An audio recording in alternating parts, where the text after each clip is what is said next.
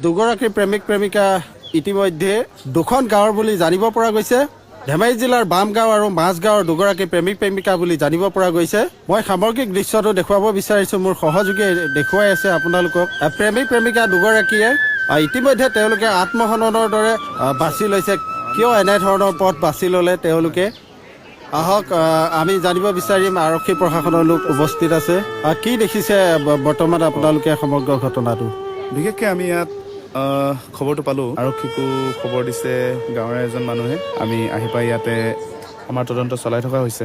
বিশেষকৈ আমি সঠিককৈ ক'ব নোৱাৰিম। বিশেষকৈ আমি যেতিয়া পষ্টমৰ্টেম কৰাৰ পাছতহে সঠিক কথাটো ক'ব পাৰিম। সন্দেহটো কি বুলি ভাবে?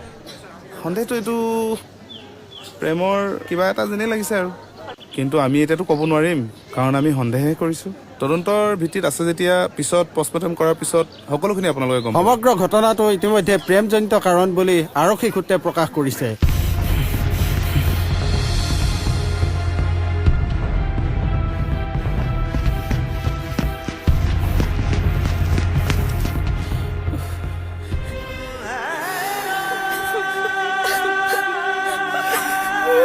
মোৰ ছোৱালীজনী ঘূৰাই আনি দিয়ক। আপুনি যদি তাইক ফুৰিবলৈ নোপোৱা হলে তাই আজি চাগে আমাৰ মাজত থাকিলে হয়। চব আপোনাৰ কাৰণে হৈছে। ছোৱালীজনীৰ মুখেৰে কি হৈছিল শুনিবলৈ সুবিধা অকণ নিদিলে। তাইৰ ওপৰত মোৰ ইমান কোনো অধিকাৰ নাছিল নে? তাই ইমান ডাঙৰ ভুল কেতিয়াও কৰিব নোৱাৰে। মই বিশ্বাস কৰিব পৰা নাই। আইজনী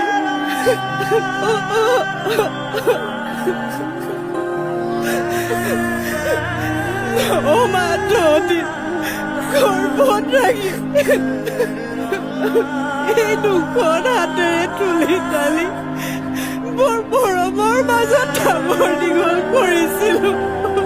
দুদিনমানৰ সম্পৰ্ক এটাৰ কাৰণে নিজকে ধ্বংস কৰি মোক এৰি কেনেকৈ যাব পাৰিলি?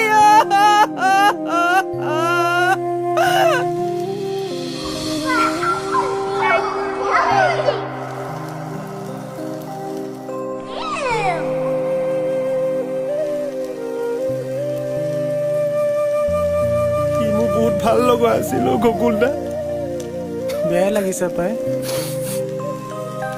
সিহঁতে প্ৰেমহে কৰিছিল। কি অপৰাধ কৰিছিল? প্ৰেম কোনে নকৰে? চব এই বাপেকটোৰ কাৰণে।